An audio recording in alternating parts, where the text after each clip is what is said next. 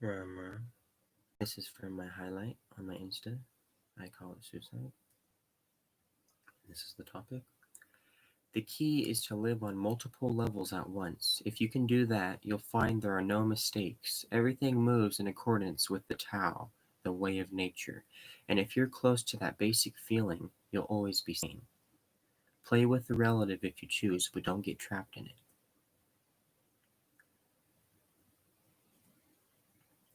Relax, trust, surrender to the laws of the universe.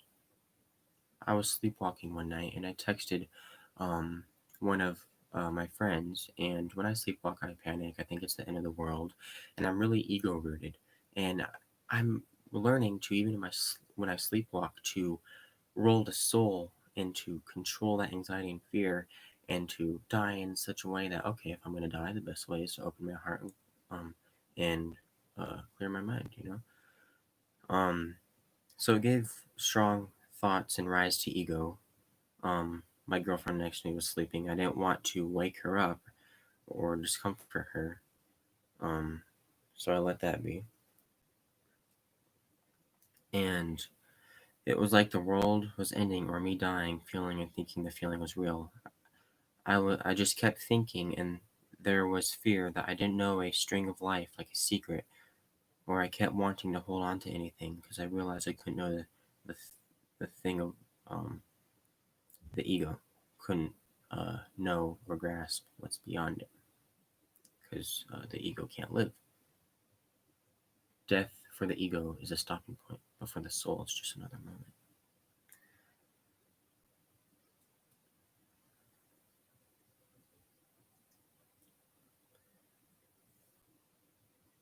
It was a trip. Give me a moment. Like an LSD trip. We don't need drugs, etc., because we're already hallucinating. It was intense. I need to remember it's all real and it's all illusory. Thus, there's nowhere to stand, and it can't be scary. It can be scary, but when you merge and flow with that in a harmonic type of way, then everything is perfect. You are free. You are in the nirvana. You are in the highest place. You just need to rid yourself of habitual clingings of mind.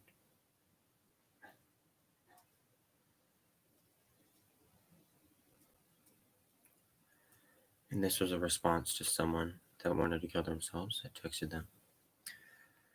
You have guts. You just have a fear or lack of faith in your guts. Have faith in yourself. You can do anything, and even if you don't want to do anything, then just be. Kill your role, not your soul. Role to soul. Mind is fear. Heart is faith. Stay in the heart. I often tell people, kill yourself, then keep practicing. Kill who you think you are and who you think you have to be, and live your life as free as you want. I mean, kill yourself, and I say that as compassionately as possible. You don't need to do anything. So if you want to prove that to yourself, I allow you to do so. Because I love you unconditionally. And I respect and value truth together always. Kill yourself. But you see that you won't want to kill yourself. It's such a paradox. It's the ego that says I do. You can't run from love. It's okay. It's all okay always. Seeing all this, you will have compassion for yourself, not only because you accept that you are lovable, but because you see suicide as an act of ego and it's just going to create more suffering. You're just going to be reborn again. Ego is a form of bondage. So why not get on with it? Live life fully from moment to moment. Experience and you're free from depression, etc. Even if you think you're not, which you always are, free and fine, which is far out, you're depressed about things that are pretty depressing. But what is witnessing that depression? The very fact that you notice the depression, there's a little part of you that isn't depressed. Ah, depression. What do you know? Don't worship life, don't worship death. No problem. Ah, wow. Garbage. Ah, wow. Blossom trees. Ah, wow. Ah, wow. But it's up to you to choose fear or love. Or don't. Just choose, just be and embrace both. Just be the space which it's all happening. You're either busy happening or you're the space in which it's all happening in. Thoughts about killing yourself are not wrong. No feelings are wrong, my brother. It is intention and willingness to act on those thoughts that are wrong.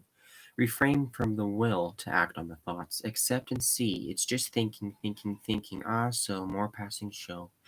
Flicker and identify more with the blue sky and see, stand back and see more cloud and allow them to come and go. It's all clouds coming and going. Ah, so, ah, so. Now dance. These trips are crazy. In that one, far out, wowee. Nobody is going anywhere. Nobody is coming from anywhere. We're all here. We're all here in eternal time and space. We're all going to be here. We're just doing Leela Rasa, the divine dance. We're dancing and dancing and dancing, dance after dance in one body and another, and we're all here. We're all standing right here. Am I he? I was really into my suffering. You can really get into your suffering, self-pity. That's real. Everything else may go, but boy, you've got to suffer. And it's the same for all of us. We're just coming out of the dark night of the soul, the Protestant ethic. Suffer, baby. That's the only way you'll be good. It feels so good to hurt so bad. Suffering is great. It's like straightening by fire. It's purifying. It's very good. Funny thing, want to know another paradox about that? This trip requires total suffering, but it's got to be suffering that is no suffering. You've got to go the full suffering trip, but you can't be the guy who is suffering. You are not the doer. The senses, the feelings, perceptions, consciousness are empty. Absolute compassion, with Christ being nailed to the cross. He digs why the cat's doing it, what he's stuck in, how much dust covers his eyes, why he's got to be doing it. That's the way it is. He said the night before, well, tomorrow is the big trip.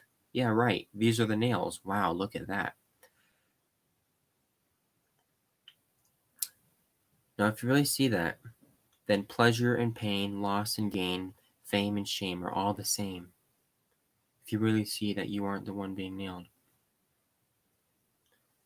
they're all just happening. I mean, Christ showed us the truth that gives us so much faith. He said, you think I'm my body? Fine, nail me. I'm not my body. You think you can get me? Eternal life, everlasting with Jesus Lord. All stopping implies starting. Existence is eternal. The going out of existence implies the coming in. There could never have been a time when there was not being, because if there had been a time when there was nothing and nothing to produce something. That's not quite the point, though. Nothing is productive in the sense that you can't have nothing without something. They go together. No being nor no not being. The cause of suffering is ignorant desire, which can be destroyed by the Eightfold Path, the cessation of craving, but be careful because you can't get caught, such as desiring to be desireless. And out like a candle I go. The snake skin will shed when it's ready. Just keep witnessing. And more, you'll identify every moment of that witnessing, which is a part of the soul, another name of the soul. There is no controller. What you took to be the thinker of thoughts was just one of the thoughts. Feeler of the feelings is just one of the feelings. What you took to be the experiencer of experience is just a part of the experience. Even right now, it's just aware of being aware.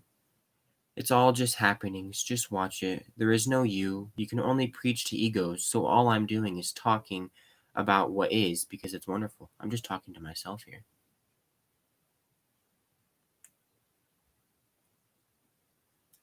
Hatred does not necessarily lead to violence. It is unacknowledged hatred that leads to violence. Honest hatred can be expressed in much simpler ways, but the expression or recognition, the acceptance of what is honestly felt, is the moral equivalent of the vision that whatever exists is a manifestation of the divine.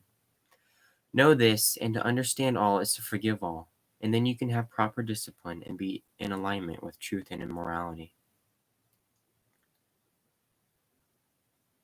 I always believed that despite all the pain and hardship, there was something of real value in it.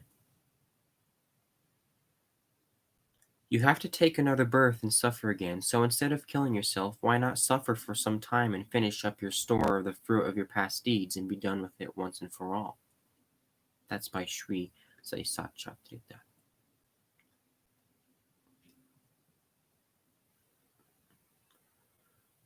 We'll continue in a video of part 2. I have to call my beloved. I'm Ram. Stay tuned.